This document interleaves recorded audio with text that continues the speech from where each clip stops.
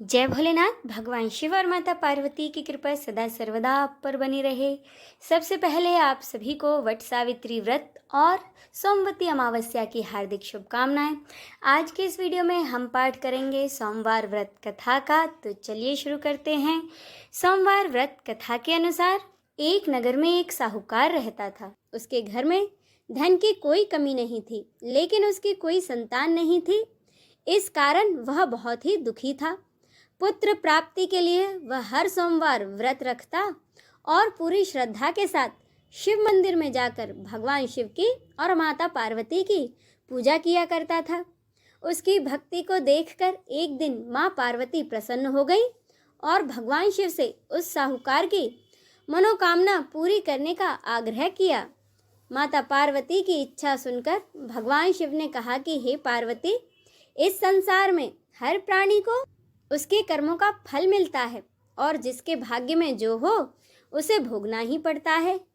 लेकिन माँ पार्वती ने साहूकार की भक्ति का मान रखने के लिए उसकी मनोकामना पूरी करने की इच्छा जताई। माता पार्वती के आग्रह पर भगवान शिव ने साहूकार को पुत्र प्राप्ति का वरदान तो दिया, लेकिन साथ में यह भी कह दिया कि उसके बालक की आयु केवल 12 वर्ष की होगी। माता पार्वती और भगवान शिव की बातचीत को साहूकार सुन रहा था, इसीलिए उसे ना तो इस बात की खुशी थी और ना ही दुख। वह पहले की ही तरह भगवान शिव की पूजा करता रहा। कुछ समय के बाद साहूकार के घर में एक पुत्र का जन्म हुआ। जब वह बालक 11 वर्ष का हुआ तो उसे काशी पढ़ने के लिए भेज दिया गया। साहूकार ने पुत्र के मामा को बुलाकर उसे बहुत सारा धन दिया और कहा कि तुम इस बालक को काशी विद्या प्राप्ति के लिए ले जाओ और मार्ग में यज्ञ कराते हुए जाना। जहाँ भी यज्ञ कराओ वहाँ ब्राह्मणों को भोजन कराते व दान दक्षिणा देते हुए जाना। दोनों मामा भांजे इसी तरह यज्ञ कराते और ब्राह्मणों को दान दक्षिणा देते हुए काशी की ओर चल पड़े। रात में एक नगर पड़ा जहाँ नगर के राजा की कन्या का विवाह था, लेकिन जिस राजकुमार से उसका विवाह होने वाला था वह एक आंख से काना था। राजकुमार के पिता ने अपने पुत्र के काना होने की बात को छुपाने के लिए एक चाल सोची। साहूकार के पुत्र को देखकर उसके मन में एक विचार आया।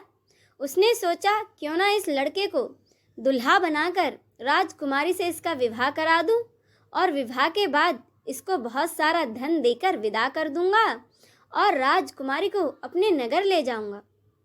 इसके बाद उसने लड़के को दूल्हे के वस्त्र पहनाकर राजकुमारी से विवाह करा दिया। लेकिन साहूकार का पुत्र ईमानदार था, उसे यह बात न्याय संगत नहीं लगी। उसने अवसर पाकर राजकुमारी की चुन्नी के पल्ले पर लिखा कि तुम्हारा विवाह तो मेरे साथ हुआ है, लेकिन जिस राजकुमार के साथ तुम्हें भेजा जाएगा वह एक आंख से काना है। मैं तो काशी पढ़ने जा रहा हूँ। जब राजकुमारी ने चुन्नी पर लिखी बातें पढ़ी तो उसने अपने माता पिता को यह बात बताई। राजा ने अपनी पुत्री को विदा नहीं किया, जिससे कि बारात वापस चली गई। दूसरी ओर साहूकार का लड़का और उसका मामा काशी पहुँचे। वहाँ जाकर उन्होंने यज्ञ किया। जिस दिन लड़के की आयु 12 साल की हुई उसी दिन यज्ञ रखा गया। लड़के ने अपने मामा से कहा कि मेरी तबीयत कुछ ठीक नहीं है।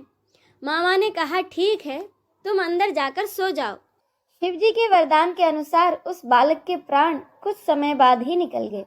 मृत भांजे को देखकर उसके मामा ने विलाप शुरू किया। संयोगवश उसी समय भगवान शिव और माता पार्वती उधर से जा रहे थे। माता पार्वती ने भगवान से कहा कि स्वामी, मुझे इसके रोने के स्वर सहन नहीं हो रहे हैं। आप इस व्यक्ति के कष्ट को अवश्य दूर करें।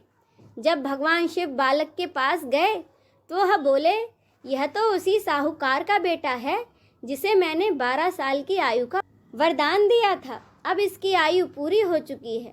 लेकिन मातृ भाव से विभोर माता पार्वती ने कहा कि हे महादेव, आप इस बालक को और आयु देने की कृपा करें, अन्यथा इसके वियोग में इसके माता पिता भी तड़प तड़प कर ही मर जाएंगे। माता पार्वती के आग्रह पर भगवान शिव ने उस लड़के को जीवित होने का वरदान दिया।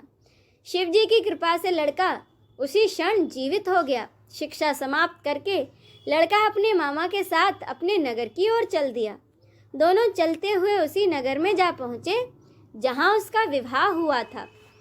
उस नगर में भी उन्होंने यज्ञ का आयोजन किया।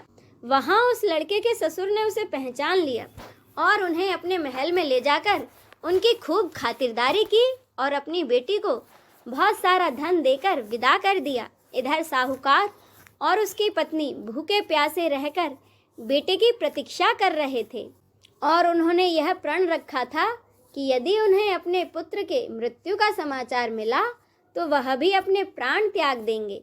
परंतु अपने बेटे के जीवित होने का समाचार पाकर वे बेहद प्रसन्न हुए। उसी रात भगवान शिव ने व्यापारी के सपने में आकर कहा, हे श्रेष्ठी, मैंने तेरे सोमवार के व्रत करने और व्रत कथा सुनने से प्रसन्न होकर तेरे पुत्र को लंबी आयु का वरदान दिया है। इसी प्रकार जो कोई सोमवार का व्रत करता है या कथा पढ़ता और सुनता है उसके सभी दुख दूर होते हैं और सभी मनोकामनाएं पूरी होती हैं। इसी के साथ यह व्रत कथा संपूर्ण होती है। बोलिए भगवान शिव शंकर की जय, माता पार्वती की जय। हर हर महादेव।